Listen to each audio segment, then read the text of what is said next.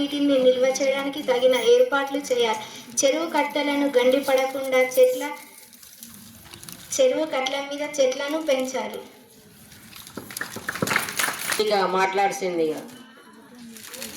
ప్రభుత్వమే తగినన్ని ముందు జాగ్రత్త చర్యలు చేపట్టాలి. నీటి నిల్వలు తగ్గినందువల్ల ఇబ్బంది పడుతున్న మండలాలను గుర్తించాలి.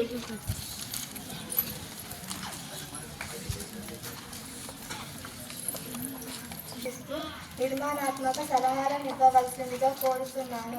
వారు నా నియోజకవర్గంలో కొండవారిలో కట్టలన్నీ నిర్మించినందువల్ల భూగర్భ జలాలు గణనీయంగా పెరిగాయి. అందువల్ల ప్రభుత్వాధికారులు కూడా ప్రజలకు అందుబాటులో ఉన్నారు. పరిస్థితి ఉంది. అధికారుల పనితీరు సంస్కృతంగా లేదు. నీళ్ల కోసం ప్రజలు కోసల దూరంలోకి నడిచిపోవాల్సి వస్తుంది. శివాని మాట్లాడాల్సిందిగా కోరుకుంటున్నాను. భూభాగంలో 33% అడవులు ఉండాలని అంటారు, కానీ వాస్తవంగా 20% అడవులు కూడా లేవు. అడవులు పెద్ద ఎత్తున నరికి వేయటం, పంట పొలాలుగా మార్చడం, కల్ప స్మగ్లింగ్ రాష్ట్రంలో యథేచ్ఛగా కొనసాగుతుంది.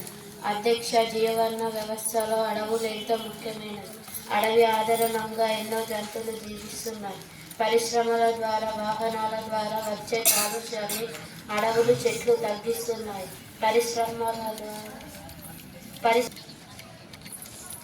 మానవానికి కావాల్సిన ఆక్సిజన్ చెట్ల ఎమ్మెల్యే ఆకాంక్ష బాగా తగ్గిపోయాయి. ప్రభుత్వం దీని గురించి ఎటువంటి చర్యలు తీసుకోలేదు. దీనికి తోడు బోర్బావుల సంఖ్య కూడా పెరిగిపోయింది. ఈ విషయంలో ఎటువంటి చర్యలు తీసుకుంటున్నారో వివరించవలసిందిగా కోరుతున్నాను. ఆరోగ్యం మీద ప్రభుత్వం చాలా శ్రద్ధ ఉంది. కరువు పీడిత మండలాలలో నివారణ చర్యలను, జలరక్షణ చర్యలను తీసుకుంటుంది. చెరువులను అభివృద్ధి చేయడం, చెట్లు నాటించడం, అక్రమ ఇసుక తవ్వకాలను నిషేధించడం వంటి చర్యలను తీసుకుంటుంది. గౌరవ సభ్యుల సూచనలన్నింటినీ పరిగణలోకి తీసుకుంటాం. అలాగే ఈ పథకాలన్నీ సక్రమంగా అమలు చేయడానికి కూడా కోరుతుంది. ప్రశ్నోత్తరాల సమయం మాట్లాడాల్సిందిగా కోరుకుంటున్నాను. వర్గంలో ఆదిలాబాద్ నుండి మాహూర్ అంతర్రాష్ట్ర రహదారి ఉంది. ఈ రోడ్డుపై భారీ ఎత్తున కేటీసీ సిమెంట్ వాహనాలు చాలా వేగంగా నడపటం వల్ల ప్రమాదాలు తరచుగా జరుగుతున్నాయి. ఇంకొక విషయం అధ్యక్ష, ఈ రోడ్డుపై పెద్ద గ్రామాలు పొన్నారి, కోడ, సుంకిడి గ్రామాలు ఉండటం, అలాగే పాఠశాలలు ఈ రోడ్డు అనుకొని ఉండటం పిల్లలకు అసౌకర్యంగా ఉంది. తల్లిదండ్రులు కూడా ఆందోళన చెందుతున్నారు. మరి ముఖ్యమైన విషయం ఏమిటంటే సుంకిడి గ్రామం జంక్షన్గా ఉండటం, మార్కెట్ సౌకర్యం దినదిన పెరగటం, ఆదివారాలలో సంత కూడా నిర్వహించటం వల్ల వాహనాలు నడపటం వల్ల ప్రజలకు, వ్యాపారస్తులకు ఇబ్బందిగా ఉంది. అధ్యక్ష, నా సలహా సూచన ఏమిటంటే ఈ 3 గ్రామాలకు బయట నుండి బైపాస్ రోడ్డు నిర్మించి గ్రామ ప్రజల ఇబ్బందులను ఇవ్వాల్సిందిగా కోరుతున్నాను. మరియు మంత్రి గారు ఈ విషయంపై సమాధానం ఇవ్వాల్సిందిగా కోరుతున్నాను. అవంతిక మాట్లాడాల్సిందిగా. లేవనెత్తిన సమస్య మన దృష్టికి వచ్చింది.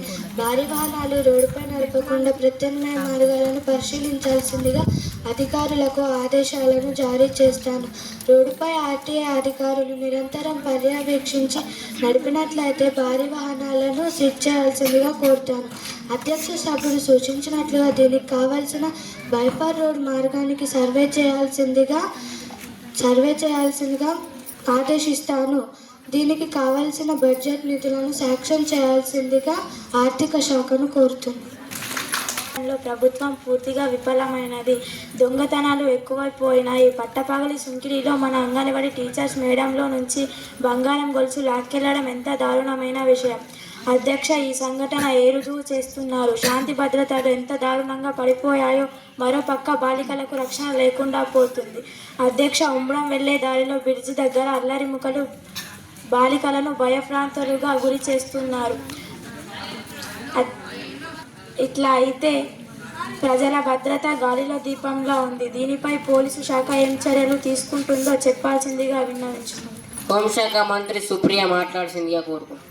చెప్పిన విషయం వాస్తవమే, కానీ మా ప్రభుత్వం ప్రజల ప్రాణాల రక్షణకు అన్ని చర్యలు తీసుకుంటుంది. బాలిక మహిళల రక్షణ మా పోలీస్ శాఖ ఎంతో కృషి చేస్తుంది. కాలేజ్ దగ్గర, రైల్వే స్టేషన్, బస్టాండ్ వంటి పరిసరాలలో గస్తీ పెట్టించాము. షీటీన్ ద్వారా బాలికలకు అవగాహన కలిగిస్తున్నాము. ప్రకారం పాఠశాల సెలవు అయిన సమయంలో పోలీస్ పెట్రోలింగ్ నిర్వహించడానికి ఆదేశాలు జారీ చేస్తాం. సహస్రం మాట్లాడాల్సిందిగా కోరుకుంటున్నాను. అధ్యక్ష, ఈ ప్రభుత్వాలు విద్యాశాఖను పట్టించుకోవడం లేదని విద్యా ప్రమాణాలు రోజు రోజు తగ్గిపోతున్నవి. సరైన వసతులు లేవు. ఎప్పుడు కూలిపోతామో తెలియని భవనాల్లో విద్యార్థులు చదువుకుంటున్నారు. గాలిలో దీపంలాగా వారి ప్రాణాలు కూడా రక్షణ లేదు. ఎప్పుడు కూలిపోతామో తెలియని భవనాల్లో విద్యార్థులు చదువుకుంటున్నారు. ఈ ప్రభుత్వం ఇప్పటికైనా కళ్ళు తెరిచి పాఠశాల ప్రక్క భవనాన్ని మంజూరు చేసి విద్యార్థుల సమస్యలను పరిష్కరించాలని ప్రభుత్వాన్ని విన్నపించారు. మా ప్రభుత్వం యొక్క మొదటి ప్రధానంత విద్యని, విద్య ద్వారానే సమాజం ఏర్పడుతుందని మా ప్రభుత్వం విశ్వాసం. అందుకే బడ్జెట్లో మా ప్రభుత్వం అధిక నిధులను కేటాయించింది. ప్రైవేట్ పాఠశాలకు దిట్టుగా సౌకర్యాలు కల్పించి నాణ్యమైన విద్యను అందించుటకు పాఠశాలలకు టీవీ ప్యానెల్స్ ప్రొవైడ్ చేయడం అయింది. అలాగే మంచినీరు, విద్యుత్, టాయిలెట్స్ వంటి సౌకర్యాలు మెరుగుపరిచాం. అధ్యక్ష, మధ్యాహ్న భోజనంలో సన్నం బియ్యం అందిస్తున్నాం. అలాగే వారానికి 3 రోజులు గుడ్లు అందించి విద్యార్థుల ఆరోగ్యానికి ప్రథమ ప్రాధాన్యత ఇస్తుంది మా ప్రభుత్వం. ఎమ్మెల్యే సహస్ర మాట్లాడాల్సిందిగా కోరుకుంటున్నాను. అడిగిన ప్రశ్న ఏమిటి, మంత్రి గారు ఇచ్చిన సమాధానం ఏమిటి, మీరే చూడండి. విద్యార్థులు బిక్కుబిక్కుమంటూ చదువు కొనసాగిస్తున్నారు. వారి కోసం కొంచెం చూడండి మంత్రి గారు. ఈ సమస్యను తప్పకుండా పరిగణనకి తీసుకుంటాం. ఇప్పుడు పాఠశాలకు కావాల్సిన నిధులను సీఎం గారితో మాట్లాడి మంజూరు చేయించే బాధ్యత నాది. ఎమ్మెల్యే అంజి మాట్లాడాల్సిందిగా కోరుకుంటున్నాను. ఆరోగ్యం అంటే ఏమంటే దీన్ని చర్చించడం చాలా అవసరం అనిపిస్తుంది. ఆరోగ్యం పదం నిర్వచనం ఏమిటి అధ్యక్ష? మనం చాలా తరచుగా ఆరోగ్యం, హెల్త్ అనే దాని గురించి వింటూ ఉంటాం. దీని గురించి ఆలోచన చేస్తే ఆరోగ్యం అంటే శారీరకంగా, మానసికంగా, సామాజికంగా సరైన స్థితిలో ఉండటం అని అర్థం చేసుకోవాలి అధ్యక్ష. నేటి బాలలే రేపటి పౌరులు అంటాం. వీరికి అందించే భోజనంలో విఫలమవుతున్నాం. మీరు అందించే మధ్యాహ్న భోజనం పిల్లల ఆరోగ్యం దృష్టిలో ఉంచుకొని మంచి రుచికరమైన ఆహారాన్ని అందించాలని ప్రభుత్వాన్ని విన్నవించుకుంటున్నాను. ఉదయం పూట పిల్లలు అల్పాహారం తీసుకోకుండా పాఠశాలకు రావడం వల్ల పాఠ్యాంశాలపై శ్రద్ధ పెట్టకపోవడం జరుగుతుంది. ఉదయం పూట పిల్లలకు అల్పాహారం అందించాలని, అలాగే పిల్లల ఆరోగ్యాలపై చర్యలు తీసుకోవాల్సిందిగా ప్రతిపక్షం డిమాండ్ చేసింది. ఆరోగ్య శాఖ మంత్రి హరిని మాట్లాడాల్సిందిగా కోరుకుంటాను. సభ్యుని సుదీర్ఘ ప్రసంగం అంతా తప్పుల తడకగా ఉంది. ప్రజల ఆరోగ్యంపై ప్రభుత్వానికి ఎంతో ప్రేమ ఉంది. అందుకు బడ్జెట్ వైద్య ఆరోగ్యంపై అధిక నిధులు కేటాయిస్తున్నాం. సూపర్ స్పెషాలిటీ హాస్పిటల్ ద్వారా వైద్యం అందిస్తున్నాం. 108 ద్వారా అంబులెన్స్ సేవల ద్వారా ఎంతోమంది ప్రాణాలు కాపాడుతున్నందుకు మేము ఎంతో గర్వపడుతున్నాం. అధ్యక్ష, పిల్లల ఆరోగ్యం విషయానికి వస్తే శిశువు గర్భంలో ఉన్నప్పటి నుండి వారి ఆరోగ్యంపై ప్రత్యేక శ్రద్ధ వహిస్తుంది. మరియు ఈ సభముఖంగా మేము ఇస్తున్న హామీ ఏమిటంటే మధ్యాహ్న భోజనంలో ఇక నుండి వారానికి 2 సార్లు చికెన్ బిర్యానీ పెడుతున్నట్లు ప్రకటిస్తున్నాం. మాకు ఎంతో ఆనందించే విషయమే కాకుండా మా ముఖ్యమంత్రి గారు దీనికి సహకరించినందుకు వారికి కూడా ధన్యవాదాలు తెలియజేసుకుంటాం. నియోజకవర్గంలో ప్రజలు అనేక సమస్యలకు గురి అవుతున్నారు. విద్యా, వైద్యం, తాగునీరు, రోడ్లు, వసతులు సరిగ్గా లేవు. సరిపోయినంత ఆహారం ఇవ్వడం లేదు. ప్రతిపక్ష ఎమ్మెల్యే పట్ల వివక్ష చూపుతుంది. అధ్యక్ష, ఇది చాలా అన్యాయం. ప్రజలందరినీ ఒకటిగా చూడాలని ప్రభుత్వానికి కోరుతున్నాను. అధ్యక్ష, ప్రతిపక్ష సభ్యుడు ఆరోపించినది ఆవాసం. ప్రభుత్వం ప్రజలందరి పట్ల సమానంగా చూస్తుంది. ప్రభుత్వం ఎవరి పట్ల వివక్ష భేదం చూపెట్టదు. ప్రభుత్వం ప్రతిపక్ష అన్ని భేదం లేకుండా అన్ని నియోజకవర్గాలకు సమానంగా చూస్తుంది. ఈ విషయం గౌరవ సభ్యులు గమనించగలరని విన్నపం. రైతుల పరిస్థితి దారుణంగా ఉంది అధ్యక్ష. రైతుల ఆత్మహత్యలు గణనీయంగా పెరిగిన గణాంకాలు తెలియజేస్తున్నాయి. పంటకు మద్దతు ధర లభించడం లేదు. రైతు పెట్టుబడి కూడా రావడం లేదు. ఉదాహరణ, కంది పంట చూస్తే జూన్, జూలై మాసంలో 12,000 ఉన్న కంది ధర పంట కోత సమయానికి వచ్చేసరికి రైతు మార్కెట్కి తీసుకెళ్తే 6,000 వస్తుంది అధ్యక్ష. ఇది ఏంటి మరి, ఇంత దారుణమా? ధరలు పడిపోతున్న ప్రభుత్వం పట్టించుకోవడం లేదు. దేశానికి అన్నం పెట్టే రైతు పరిస్థితి ఇంత దారుణంగా ఉంది. ప్రభుత్వం దీనిపై సమగ్ర సర్వే చేసి రైతు ఆత్మహత్యలకు కారణాలు తెలుసుకొని సత్వరమే రైతు సమస్యలకు పరిష్కరించాలని, అలాగే ప్రభుత్వం దీనిపై విధి విధానాలు సంబంధిత శాఖ మంత్రికి సభకు తెలియజేయాలని కోరుచున్నాను. మా ప్రభుత్వం మొదట వ్యవసాయానికి అధిక నిధులు కేటాయిస్తుంది. బడ్జెట్లో రైతు రుణాల వాటా పెంచినాము. ఎరువులు, విత్తనాలు, మోటార్ పైపులు సబ్సిడీ మీద రైతులకు తక్కువ ధరకు అందిస్తున్నాము. అనేక పంటలకు మద్దతు ధర పెంచినాము. ప్రభుత్వ సంస్థ మార్కెట్ పేదాల పంట కొనుగోలు జరుగుతున్నాయి. రైతులు ఎవరు భయపడాల్సిన అవసరం లేదు. ప్రతి రైతు పండించిన పంటను ప్రభుత్వమే కొనుగోలు చేస్తుంది. ఇకపోతే అధ్యక్ష, రైతు సోదరులకు విన్నపము: రైతులు ఎవరు ఆత్మహత్య చేసుకోకూడదు. ప్రభుత్వం రైతులందరినీ ఆదుకుంటుంది, హామీ ఇవ్వటం జరుగుతుంది. ఈ విషయంపై ప్రతిపక్ష సభ్యులకు విన్నపము ఏమిటంటే దీనిని రాజకీయం చేయకూడదు. ప్రభుత్వం రైతు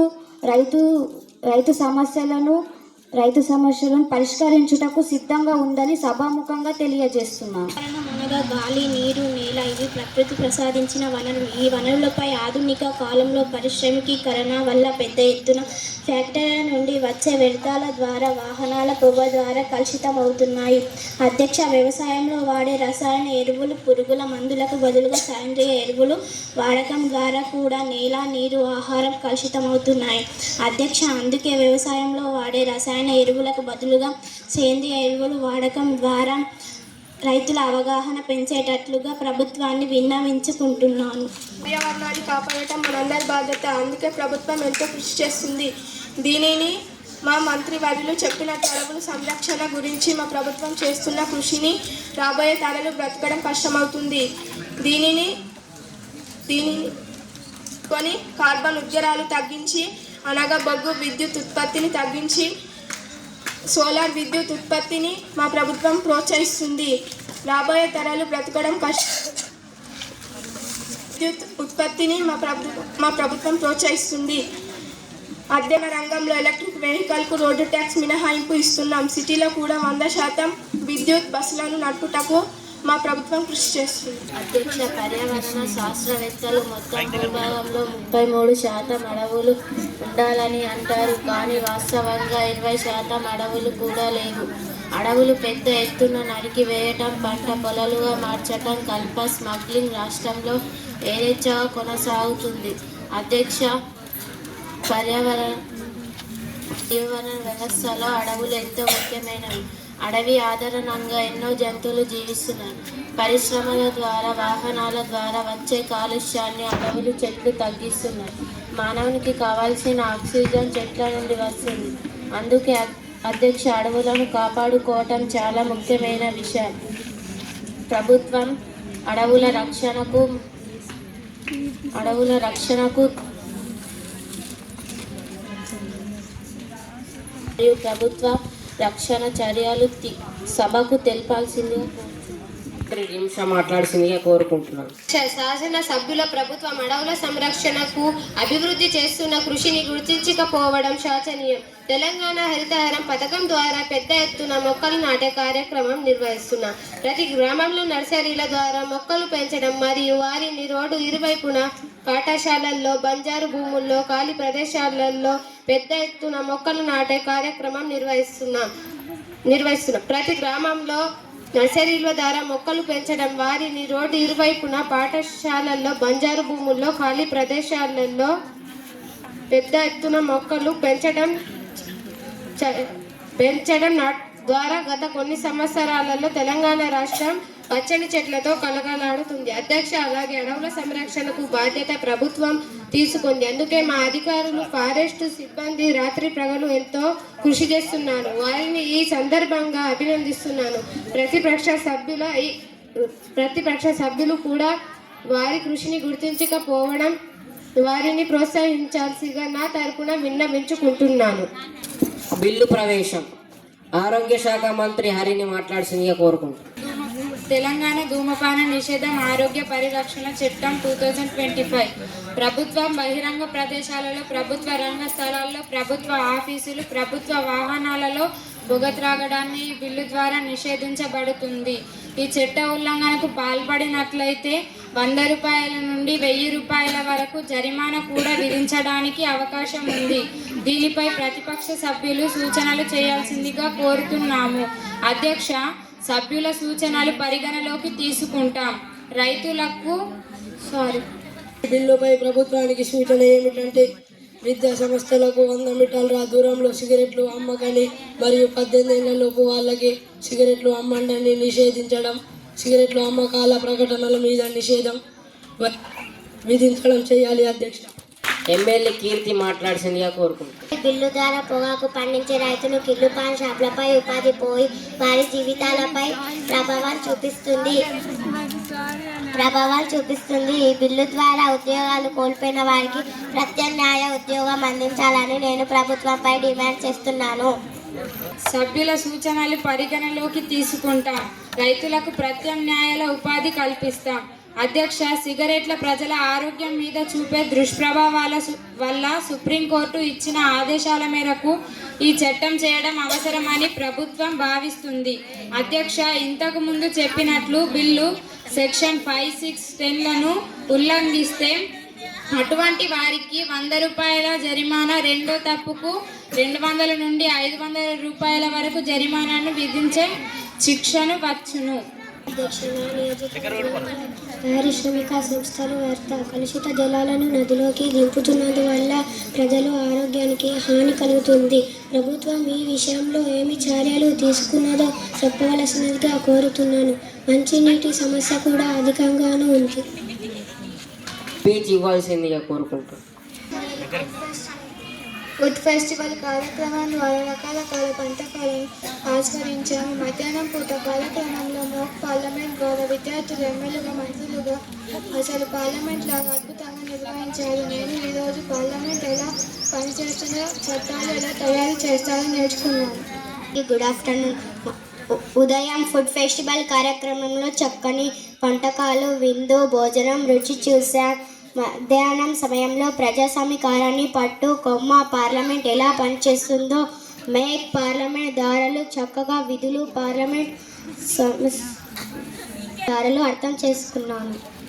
రుచికర వంటకాలు తిన్నాక మధ్యాహ్నం సమయంలో ప్రజాస్వామ్యంలో చట్టాలు ఎలా తయారు చేస్తారు, మాదిరి పార్లమెంట్ ద్వారా అద్భుతంగా నేను తెలుసుకున్నాను. నేను ఈరోజు అద్భుతంగా తెలుసుకున్నాను. ఈ కార్యక్రమం నాకు ఎంతో నచ్చింది. నేను భవిష్యత్తులో ఎమ్మెల్యే కావాలని కోరుకుంటున్నాను. పార్లమెంట్ ద్వారా నేను చాలా విషయాలు తెలుసుకున్నాను. పార్లమెంట్ శాసనసభలో సభ్యులు ఏ విధంగా ప్రజల సమస్యలను చర్చిస్తారు, ప్రభుత్వం యొక్క విధులు ఏమిటి అనే విషయాన్ని నేను తెలుసుకున్నాను. జరుగుతుంది.